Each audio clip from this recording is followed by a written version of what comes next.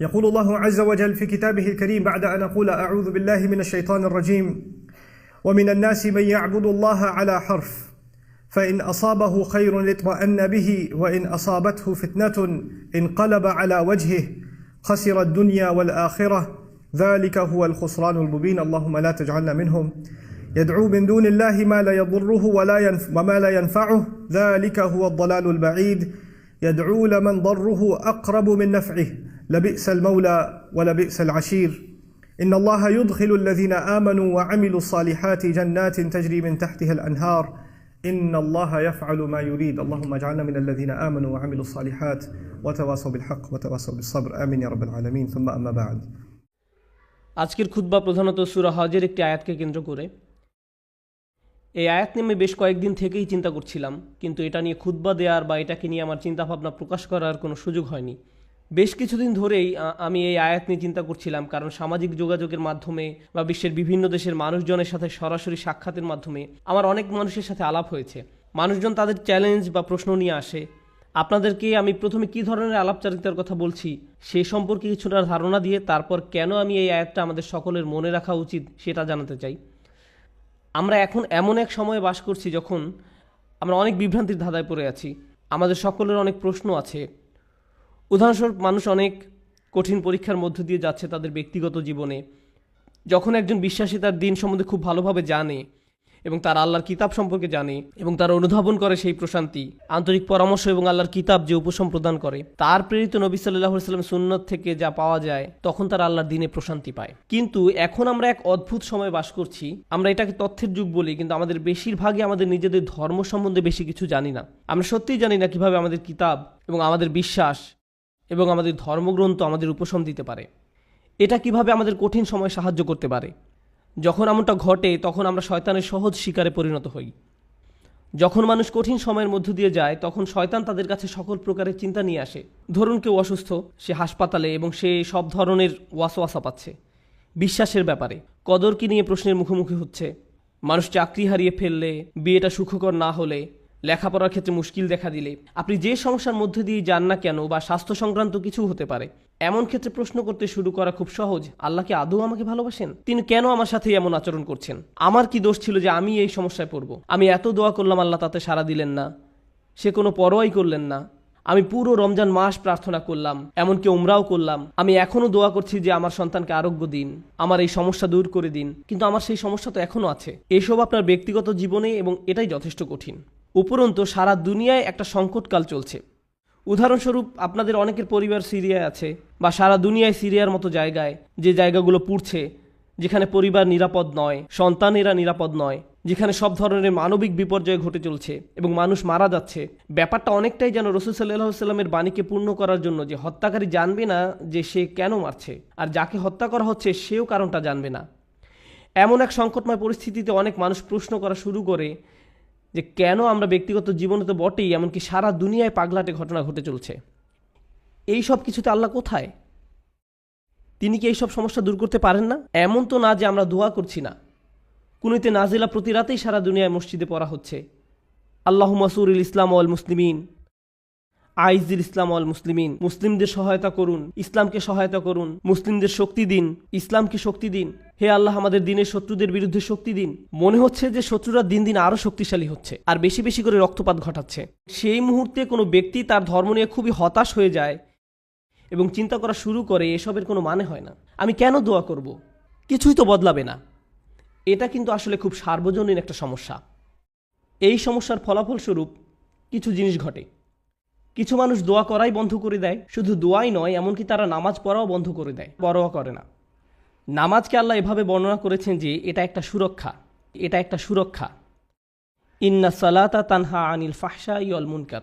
নামাজ আপনাকে সব ধরনের লজ্জাহীনতা, অশ্লীল আচরণ এবং সব ধরনের ক্ষতি থেকে রক্ষা করে, সব ধরনের ক্ষতি থেকে রক্ষা করে। সুতরাং আল্লাহ যখন এমনটা বলেন এবং কোনো ব্যক্তি নামাজ ত্যাগ করে, তখন তারা আসলে সরাসরি শয়তানের শিকারে পরিণত হয়, সব ধরনের খারাপ কাজ করে যাবে এবং যে করছে সে বুঝতেও পারবে না যে সে কেন এই কাজটা করছে। এরপরে এমন মানুষও কিন্তু আছে যারা অত দূর যায়নি, তারা এখনও দিনের উপর অধিষ্ঠিত আছে, তারা এখনও দিনকে ধরে রেখেছে, কিন্তু তারা কোনো মতে ধরে আছে। কোনো ক্রমে ধরে আছে, তারা কোনো ক্রমে জুমার নামাজে আসে, এমনকি সেটাও তার জন্য সংগ্রাম। কিছু মানুষের অবস্থা এত খারাপ হয়ে যায় যে তারা একটা মসজিদের ভিতরে বেশি সময় থাকতেও পারে না। যদিও কোনো কারণে তারা থাকে তাহলে অস্বস্তি বোধ করা শুরু করে। এমন ঘটনা ঘটে। আমার এমন অনেক মানুষের সাথে সাক্ষাৎ হয়েছে। আমি মনে করি না যে তারা খারাপ মানুষ। যাই হোক, আমি মনে করি কিছু মৌলিক বিষয় ঠিক ছিল না, কিছু নির্দিষ্ট চিন্তা, কিছু নির্দিষ্ট ধারণা, কিছু নির্দিষ্ট অনুভূতিতে ভুল আছে। আর সেই ভুল অনুভূতির কারণে একজন খুব বিপজ্জনক পথে চলে, সেই পথে যেটা পথভ্রষ্টতার দিকে নিয়ে যায়। এদিকে সূরা হজের শুরুতে আল্লাহ আযজা ওয়া জাল্লা বলছেন সেই সব মানুষের কথা যাদের কাছে মানুষকে পথভ্রষ্ট করার কার্যপ্রণালী আছে। খারাপ মানুষ যারা কোনো জ্ঞান ছাড়াই আল্লাহর বিরুদ্ধে তর্ক করে, এরা আর কিছু চায় না। মাই ইউজাদিলু ফিল্লাহি বিগাইরি ইলমিন ওয়ালা হুদাও ওয়ালা কিতাবিম মুনির। কোনো ব্যক্তি আল্লাহর ব্যাপারে তর্ক করে, বিতর্ক করে এবং ধর্মকে ঘৃণা করে এবং আল্লাহকে ঘৃণা করে, নবী সাল্লাল্লাহু আলাইহি সাল্লামকে ঘৃণা করে এবং তাদের কোনো ধারণাই নাই যে তারা কেন বিতর্ক করছে, পথ নির্দেশনাও নেই, কোনো আলোকিত চিন্তার আলোকেও তারা কাজটা করে না, অভিযোগ করার জন্যই অভিযোগ করা। সেই ধরনের মানুষগুলোর জন্য শুধু এটা যথেষ্ট নয় যে তারা বিভ্রান্তিতে আছে, তাদের আসলে অন্য কাউকে ভুল পথে পরিচালিত করতে হবে। সেটা একদল মানুষ। কিন্তু এই দলের মানুষদের নিয়ে আমি আজ কথা বলবো না। আমি কথা বলবো এর পরের যে দল, তাদের নিয়ে, যারা কিনারায় আছে, আক্ষরিকভাবেই যারা প্রান্তে আছে। কুরআন তাদেরকে এইভাবে বর্ণনা করছে, অমিনান নাসি মান ইয়াবুদুল্লাহি আলা হারফ। আমি এটার এভাবে অনুবাদ করব যে মানুষের মধ্যে এমন কেউ আছে যে আল্লাহর উপাসনা করে একদমই কিনারায়। তারা আল্লাহর উপাসনা করে কিন্তু পর্বতের একদম খারাপ প্রান্তে। এর অর্থ কি? এর অর্থ হলো কিছু সময় এখানে, কিছু সময় সেখানে পড়ে যাওয়ার জন্য প্রস্তুত। তাদের বিশ্বাস যথেষ্ট স্থির নয়, তারা তাদের উপাসনায় যথেষ্ট স্থিতিশীল নয়, তারা অনড় নয়। তাদের মনে এমন প্রশ্ন আছে যার উত্তর তার জানা নেই, অমীমাংসিত আবেগ। সুতরাং সেটা কিভাবে প্রদর্শিত হয়? আল্লাহ নিজে বলেন, ফাইন আসাবাহু খায়রুন আতবাআন্না বিহি। যখন ভালো কিছু তাদের আসে, যদি জীবনে ভালো কিছু ঘটে তাহলে তারা ভালো থাকে। ঠিক আছে, ঠিক আছে, আল্লাহ আসলে এই দুয়াটা শুনেছেন, সুতরাং আমি এখন নামাজ পড়তে পারি, আমার ভালো লাগছে। ওয়া ইন আসাবাহু ফিতনাতুন, যখন তারা কোনো ফিতনার সংস্পর্শে আসে। ফিতনা শব্দের অর্থ হলো কোনো ধরনের পরীক্ষা, কোনো কিছু যেটা তাদের বিশ্বাসকে পরীক্ষা করে। সুতরাং আল্লাহ খাইরের বিপরীত শব্দ শার ব্যবহার করেননি, এখানে শব্দটি হবে শার। সুতরাং আপনি হয়তো আশা করছিলেন যে আল্লাহ বলবেন ফা ইন আসাবাহু খায়রুন ইতমাআন্না বিহি ওয়া ইন আসাবাহু শাররুন। না, ওয়া ইন আসাবাতহু ফিতনাতুন। কেন এই শব্দটি গুরুত্বপূর্ণ? কারণ আল্লাহ আমাদেরকে জানাচ্ছেন যখন আপনার খারাপ কিছু ঘটে তখন শুধু আল্লাহ আপনার বিশ্বাসকে পরীক্ষা করছেন। আল্লাহ শুধু দেখতে চান আপনি কি বিশ্বাস করেন এক আল্লাহকে যে আপনাকে তখনও ভালোবাসেন, যিনি তখনও আপনাকে গুরুত্ব দেন, তখনও তিনি আর রহমান, তখনও তিনি আর রাজেক, তিনি তখনও আপনার সব কিছুর যোগান দিয়ে যাচ্ছেন, আপনার যত্ন নিয়ে যাচ্ছেন, যদিও আপনি তা দেখতে পান না, যদিও আপনার মনে হচ্ছে যেন আপনার সামনে সমস্যার স্তূপ। আর শয়তান চায় যে আপনি প্রশ্ন করুন আল্লাহ কোথায়, সে চায় যে আপনি প্রশ্নটি করুন। তাই আল্লাহ আপনাকে অনেক সময় এমন পরিস্থিতি ফেলতে চান এটা দেখার জন্য যে আপনার বিশ্বাস কতটা পাকাপোক্ত। এই দিনের শুরু কিন্তু আল্লাযিনা ইউমিনুনা বিল গায়ব, তারা এমন এক আল্লাহকে বিশ্বাস করে যাকে তারা দেখতে পায় না। এর অর্থ শুধু এই নয় যে আমরা আল্লাহকে দেখতে পাই না, পরিকল্পনাও দেখতে পাই না। আল্লাহ আপনাকে বলে দেন না যে তোমার দিনটা এভাবে যাবে, তুমি এখন কঠিন সময়ের মধ্য দিয়ে যাচ্ছ, কিন্তু সহজ সময় আসছে কয়েক সপ্তাহ বা কয়েক বছর বা কয়েক ঘন্টার মধ্যেই। আমরা জানি না যে পরবর্তী মিনিটেই পরিস্থিতি ভালো হবে নাকি আরও 10 বছর লাগবে, আমরা কিছু জানি না। আল্লাহ সেটা বলবেন না। ওমা কান আল্লাহু লিইউতলিয়াকুম আলাল গায়ব, আল্লাহ আপনাকে অদৃশ্যের ব্যাপারে জানাবেন না, তিনি সেটা আপনাকে জানাতে বাধ্য নন।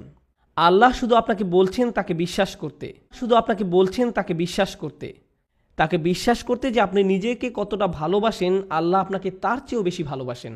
আপনাকে শাস্তি দিয়ে, যন্ত্রণা দিয়ে তার কোনো লাভ নেই, তার কোনো লাভ নেই। মা ইয়াফআলুল্লাহু বিআযাবিকুম, আপনাকে শাস্তি দিয়ে আল্লাহর কী লাভ? আপনি কেন ভাবেন যে আল্লাহ আপনাকে পাকড়াও করতে চান? আল্লাহ নিজে আক্ষরিক অর্থেই এই প্রশ্ন করেছেন। সুতরাং যখন আপনি আমি পরীক্ষার মধ্য দিয়ে যাই তখনই এটা হিসাব করে দেখার সময় যে আল্লাহকে বিশ্বাস করা তো সহজ, যখন সব কিছু ঠিক আছে তখন এটা তুলনামূলকভাবে সহজ। কিন্তু বিশ্বাস করা কঠিন, বিশেষত আল্লাহর কিছু নামে, আল্লাহর সেই সব নামে যেগুলোকে আমরা কঠিন সময় আঁকড়িয়ে ধরে আছি, সেগুলোকে ধরে রাখা কঠিন যখন আমাদের উপর আঘাত আসে।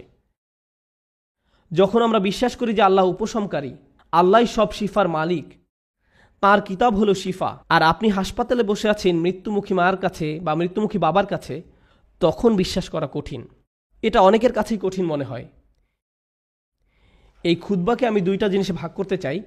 একটা হলো দোয়া বিষয়ে আমাদের চিন্তাভাবনা সংশোধন করা। পবিত্র কোরআনের অধিকাংশ দোয়াতে, নবী সাল্লাল্লাহু আলাইহি সাল্লামের সুন্নতের অধিকাংশ দোয়াতে আপনি খুব সাধারণ একটা ব্যাপার খেয়াল করবেন যে কোনো না কোনোভাবে আপনি আল্লাহর কাছে নিজের জন্য আরও বেশি শক্তি, আরও বেশি সামর্থ্য প্রার্থনা করছেন। আপনি আল্লাহর কাছে পথ প্রদর্শন, আল্লাহর কাছে ক্ষমাশীলতা এবং আল্লাহর কাছে কৃতজ্ঞতা প্রকাশ করার দোয়া করছেন। আউজিআইনি আন আশকুরা নি'মাতাকা আল্লাতী আন'আমতা আলাইয়া, আমাকে ক্ষমতা প্রদান করুন যাতে আমি আপনার নিয়ামতের কৃতজ্ঞতা প্রকাশ করতে পারি। আমি আপনাদের একটা উদাহরণ দিব যা দ্বারা আপনাদের বুঝতে সহায়ক হবে যে আমি আসলে কি বোঝাতে চাচ্ছি। যেমন ধরুন, একজন মানুষ সমুদ্রে ছিল এবং তাদের জাহাজের সাথে পাথরের সংঘর্ষ হয়ে জাহাজটি ডুবে গেল। তিনি একটি কাঠের টুকরায় সমুদ্রে ভেসে আছেন, দোয়া করছেন এবং আল্লাহর কাছে দোয়া করছেন। এমত অবস্থায় তিনি দুইভাবে দোয়া করতে পারেন: হে আল্লাহ, আমাকে এখনই একটি দ্বীপে স্থানান্তর করুন এবং এই ঝড় বৃষ্টি বন্ধ করে দিন, অথবা হে আল্লাহ, আমাকে এই কঠিন সময় মোকাবেলা করার শক্তি দিন। এখন তিনি দোয়া করলেন, আমাকে এখনই একটি হেলিকপ্টার পাঠান এবং আমাকে একটি দ্বীপে নিয়ে যান। দোয়া করতে লাগলেন, হেলিকপ্টার, কিন্তু কোনো হেলিকপ্টার আসলো না। তিনি বললেন, আল্লাহ, আমাকে হেলিকপ্টারও পাঠালেন না, আমি তো অনেক দোয়া করলাম, এটা ঠিক না, বাদ দাও, আমি আর দোয়াই করব না। অথবা মনে করুন উনি দোয়া করছেন সমুদ্র শুকিয়ে সমতল ভূমি হয়ে যাক, বলছেন, হে আল্লাহ, আপনার তো সেই ক্ষমতা আছে যে কোনো অবস্থার পরিবর্তনের, আপনি সকল কিছুর সৃষ্টিকর্তা, আপনি এই সমুদ্রকে সমতল ভূমিতে পরিণত করতেই পারেন।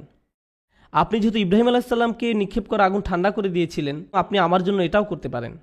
কিন্তু তারপরও সেটা ভূমিতে পরিণত হয় না, সমুদ্রই থেকে যায় এবং লোকটা ধীরে ধীরে ডুবে যাচ্ছেন। আমি যে বিষয়টা বলতে চাচ্ছি, আমরা মনে করি দোয়ার উদ্দেশ্য হলো আমাদের পারিপার্শ্বিক বাস্তবতা পরিবর্তন করা। কিন্তু যদি আপনি কুরআন এবং সুন্নাহর দোয়াগুলো অধ্যয়ন করে থাকেন, তবে আপনি খেয়াল করে দেখবেন যে পরিবর্তন আপনি যা চাইবেন তা একান্তই নিজের জন্য। হে আল্লাহ, আমি একটা কঠিন সময়ের মধ্যে দিয়ে যাচ্ছি, এটা কাটিয়ে ওঠার সক্ষমতা দান করুন।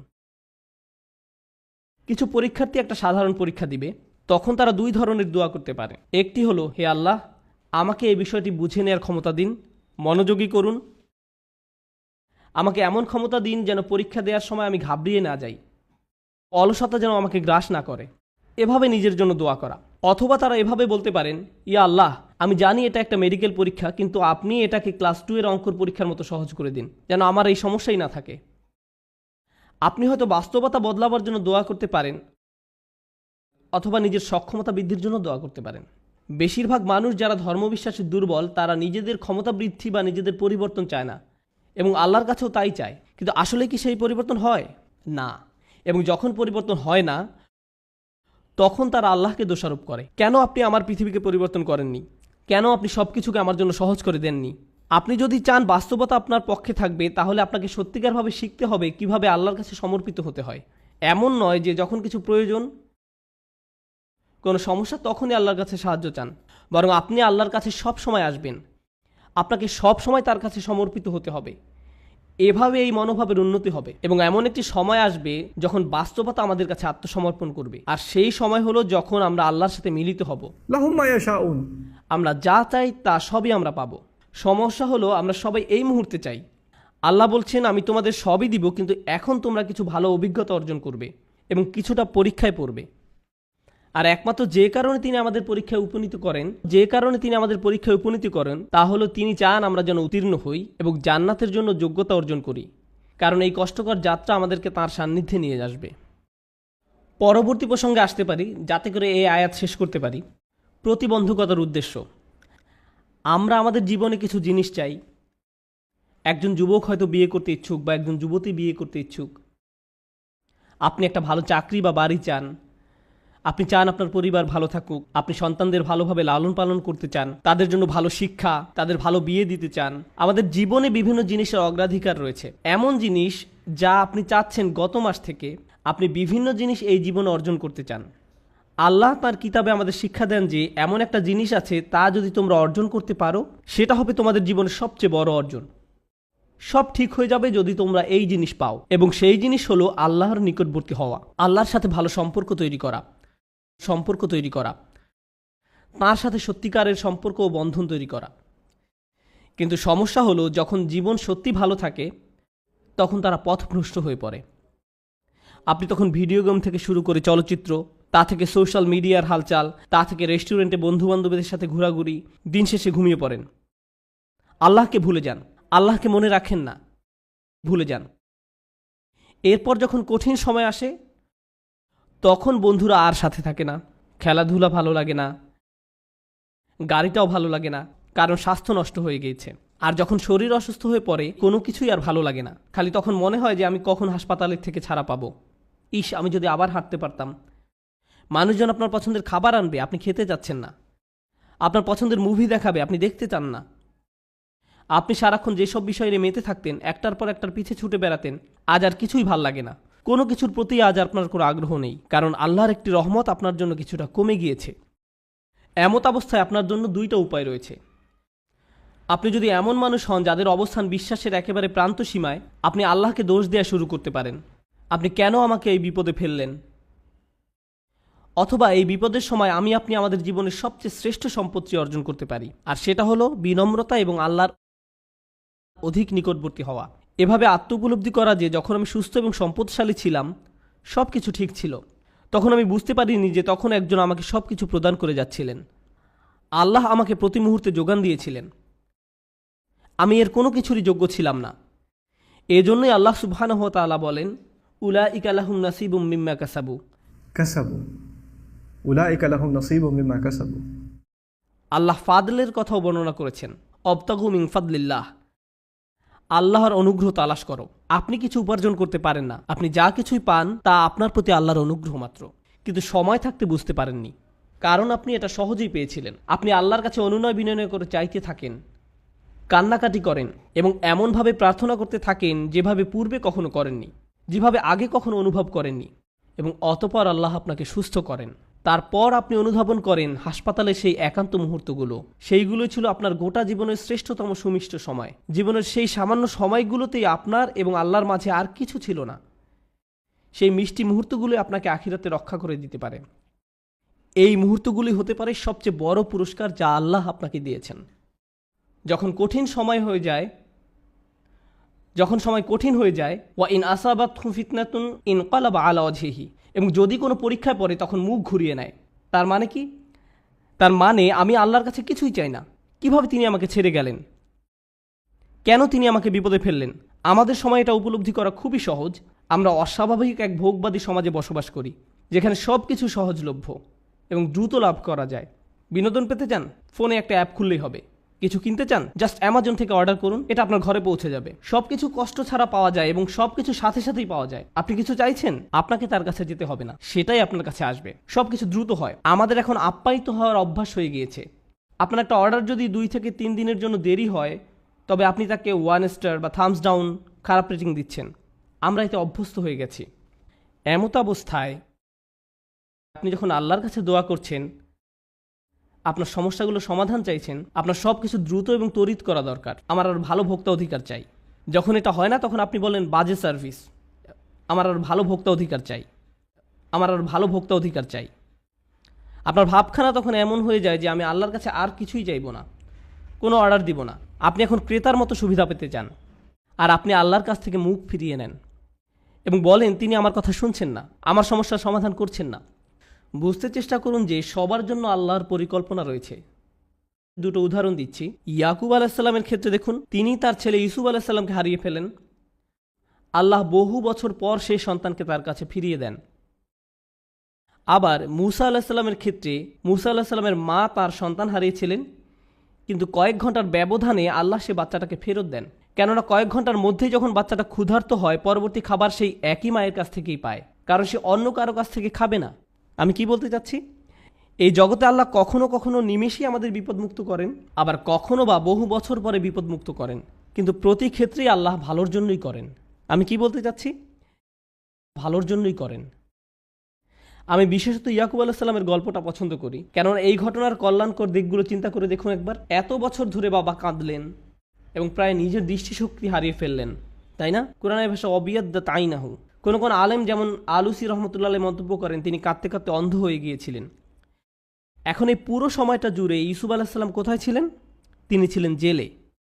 প্রথমত তিনি ছিলেন শিশু শ্রমিক এবং বড় হওয়ার পর জেলে যান, বহু বছর জেলে কাটান। হয় তিনি ছিলেন শিশু শ্রমিক, নতুবা তিনি জেলের কয়েদি হিসাবে জীবনযাপন করেন। প্রথমত তিনি ছিলেন শিশু শ্রমিক, নতুবা তিনি জেলের কয়েদি হিসাবে জীবনযাপন করেন। সুন্দর জীবন ছিল না, এটা সুন্দর জীবন নয়।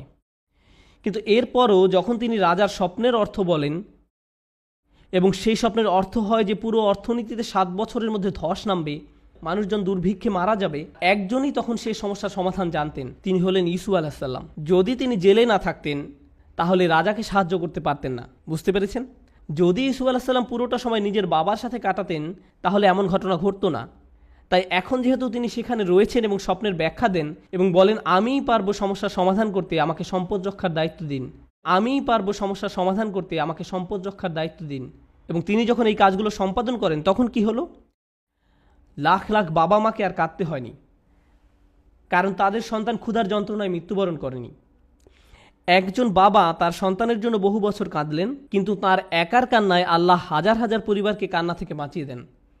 কারণ তিনি যদি অর্থনীতি এবং ফসল না বাঁচাতেন পুরো দেশটাতে খরা হতো, মানুষ দুর্ভিক্ষে মারা যেত এবং যুদ্ধসহ বিভিন্ন সমস্যার সূত্রপাত হতো।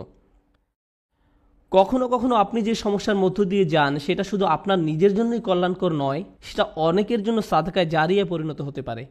আপনি সেটা জানেন না, কিন্তু আপনার ইমানের অবস্থা যদি নড়বড়ে হয় আল্লাহর উপর আপনার এমন বিশ্বাস থাকবে না। আর তাই এই নড়বড় ইমানের কারণেই আপনি আল্লাহর দিক থেকে মুখ ফিরিয়ে নেবেন। তারপর আল্লাহ বলেন খসিরত দুনিয়া ওয়াল আখিরা। যখন মানুষ এমন করে তখন তারা এই দুনিয়া এবং পরকাল উভয়টাই হারায়। এর মানে কি? আপনি যদি নিজেকে ধরে রাখতে পারেন, দেখুন আল্লাহ বলছেন লাকাদ খলাকনাল ইনসানা ফি কাবাদ, নিঃসন্দেহে আমি মানুষকে সৃষ্টি করেছি কষ্ট ক্লেশের মধ্যে। আপনি আল্লাহকে বিশ্বাস করুন আর নাই করুন, আপনার জীবনে চ্যালেঞ্জ থাকবেই। আপনি আল্লাহকে বিশ্বাস করুন আর নাই করুন, জীবিকা উপার্জন করতে আপনাকে প্রচুর পরিশ্রম করতে হবে, অসুস্থতার সাথে লড়াই করতে হবে। এই জীবনটা এমন নয় যে বিশ্বাসীরা এখানে বিলাসী জীবনযাপন করবে আর অবিশ্বাসীরা কষ্টে থাকবে। আল্লাহ সব মানুষকেই কষ্ট ক্লেশের মধ্যে সৃষ্টি করেছেন, তিনি এটাই বলছেন। এখন আপনি যদি ইমানের সাথে এই কষ্ট ক্লেশ অতিক্রম করতে পারেন তাহলে এই জীবনে যেমন আপনি সফলতা লাভ করবেন তেমনি পরকালীন জীবনেও সফল হবেন। আপনি এমন মানসিক প্রশান্তি লাভ করবেন যা অবিশ্বাসী কারো পক্ষে লাভ করা সম্ভব না। আপনি এবং অবিশ্বাসী দুজনই অসুস্থ, কিন্তু আপনি অসুস্থ থাকা সত্ত্বেও প্রশান্তি লাভ করেন আর সে কোনো প্রশান্তি পায় না। আপনি এবং অবিশ্বাসী দুজনে একই ধরনের অর্থনৈতিক সমস্যায় থাকবেন, একই ক্ষুধায় থাকবেন, তারপরেও আপনার অন্তর প্রশান্ত। এত কিছুতে আল্লাহ আপনাকে শান্তি দিচ্ছেন, পুরস্কৃত করছেন, শান্তি দিচ্ছেন, তিনি এখনও আপনাকে রক্ষা করছেন। যারা বিপদে পড়লে আল্লাহর দিক থেকে মুখ ফিরিয়ে নেয় তাহলে আপনি এই দুনিয়ায় শান্তিও হারাবেন, তো আখিরাতে তো হারাবেনই। খসিরাত দুনিয়া ওয়াল আখিরা। আল্লাহ নিকট এই বলে দোয়া করি রব্বানা আতিনা ফিদ দুনিয়া হাসানা ও ফিল আখিরাতে হাসানা, হে আমাদের রব আমাদের দুনিয়ায় হাসানা দান করুন এবং পরকালের হাসানা দান করুন। এখানে হাসানা শব্দের উপযুক্ত অর্থ হলো যখন আপনি আল্লাহর কাছে জীবনের জন্য ভালো কিছু চান, অর্থাৎ ভবিষ্যতের জন্য ভালো চাওয়া, আখিরাতের জন্য চাওয়া একই সময়। এটা হলো রব্বানা আতিনা ফিদ দুনিয়া হাসানা ও ফিল আখিরাতে হাসানা। এবং এই কারণে অফিল আখিরাতে হাসানা ফলশ্রুতিতে আখিরাতের কল্যাণ, যেটা ভিতর বাহির উভয় দিক থেকেই সুন্দর। অফিল আখিরাতে হাসানা। তো আল্লাহ বলেন যালিকা হুয়াল খুসরানুল মুবিন, এটি হলো সুস্পষ্ট ক্ষতি। কোরআনে ক্ষতির জন্য 3টি শব্দ ব্যবহার করা হয়েছে। আল্লাহ ব্যবহার করেছেন খুসর, ইন্নাল ইনসানা লাফি খুসর। তিনি ব্যবহার করেছেন খসরান এবং খুসরান। খুসরান হলো মাজদার সিগাতুল মুবালাগা, চরম পর্যায়ের ক্ষতি, কল্পনাতীত ক্ষতি। আল্লাহ তাআলা যত ক্ষতির কথা বলেন তার মধ্যে সবচেয়ে খারাপ হলো এটা। এমন একজন যে সত্যিকারের ইমানদার ছিল, যখন সময় খারাপ হয়ে পড়ে তখন ইমান হারিয়ে ফেলে, যার ফলে সে এই জীবন এবং পরকাল উভয়টাই হারায়। তার কিন্তু সব ছিল, আল্লাহ তার জন্য সব সাজিয়ে রেখেছিলেন, তার জন্য সব সাজিয়ে রাখা হয়েছিল। সুতরাং আমি এই কথা বলে শেষ করছি, আল্লাহ আযজা ওয়া জাল্লা বর্ণনা করেন আল্লাযীনা ইয়ারিসুনাল ফিরদাউস, তারা ফিরদাউসের উত্তরাধিকার লাভ করবে। অবাক করা শব্দ। আল্লাহ অনেক জায়গায় বলেন তারা জান্নাতে প্রবেশ করবে, কিন্তু সূরাতুল মুমিনে আল্লাহ বলেন তারা জান্নাতের উত্তরাধিকার লাভ করবে। আপনারা জানেন উত্তরাধিকার হলো তা যা আপনি আপনার পূর্বপুরুষের কাছ থেকে পেয়ে থাকেন। আপনার পরিবার এটার মালিক ছিল। রাসূল সাল্লাল্লাহু আলাইহি ওয়াসাল্লাম আসলে এটাকে এভাবে বর্ণনা করেছেন, এর 2টি ব্যাখ্যা রয়েছে।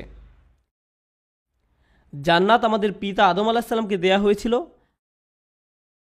তাই আমরা এর জন্য ইতিমধ্যেই যোগ্যতা সম্পন্ন, ইতিমধ্যেই। সুতরাং আমরা মিরাস হিসাবে সেখানে দাখিল হব, আমরা উত্তরাধিকার সূত্রে এটা লাভ করব। কিন্তু আরেকটি সুন্দর হাদিস আমি পেয়েছি যখন আমি এটা নিয়ে অধ্যয়ন করছিলাম, ফিরদাউস নিয়ে পড়ছিলাম। রসুল সাল্লাল্লাহু সাল্লামের এক বিস্ময়কর হাদিস। রসুল সাল্লাল্লাহু সাল্লাম বলেন, আল্লাহ জান্নাতুল ফিরদাউসের সকল মানুষের জন্য ঘর তৈরি করে রেখেছেন। আল্লাহ জান্নাতুল ফিরদাউসের সকল মানুষের জন্য ঘর তৈরি করে রেখেছেন, সকল মানুষের জন্য, শুধুমাত্র বিশ্বাসীদের জন্য না। কিন্তু কিছু মানুষ ওখানে যেতে চায় না। বিশ্বাসীরা যখন যাবে তখন তারা অনেক খালি ঘর দেখতে পাবে, সুতরাং তারা সে ঘরগুলো উত্তরাধিকার সূত্রে পাবে। আল্লাহ আমাদেরকে তাদের অন্তর্ভুক্ত করুন যারা উত্তরাধিকার সূত্রে জান্নাতের ঘর পাবে, তাদের নয় যাদের ঘর খালি থাকবে। যে ঘর আল্লাহ আমাদের জন্য বানিয়েছেন সেগুলো এখনই সেখানে আছে। আপনার প্রতি আল্লাহর প্রত্যাশা রয়েছে যে আপনি সর্বশ্রেষ্ঠ জান্নাতে প্রবেশ করতে পারবেন, সুতরাং এটা নষ্ট করবেন না। দুর্বল ঈমান নিয়ে থাকবেন না, আল্লাহর প্রতি নিজের বিশ্বাস হারাবেন না। জীবনের কঠিন সময়গুলোকে এভাবে দেখুন, আল্লাহ দেখতে চান আপনি সেই ঘরগুলোর জন্য কতটুকু মূল্য দিতে চান। আল্লাহ আমাদের কঠিন সময়গুলো তার সহায়তায় পার করার তৌফিক দিন, এবং যাতে আমরা কখনোই কোনো পরিস্থিতিতেই তার উপর থেকে বিশ্বাস না হারাই। বারাকাল্লাহু লি ওয়া লাকুম। আসসালামু আলাইকুম ওয়া রাহমাতুল্লাহি।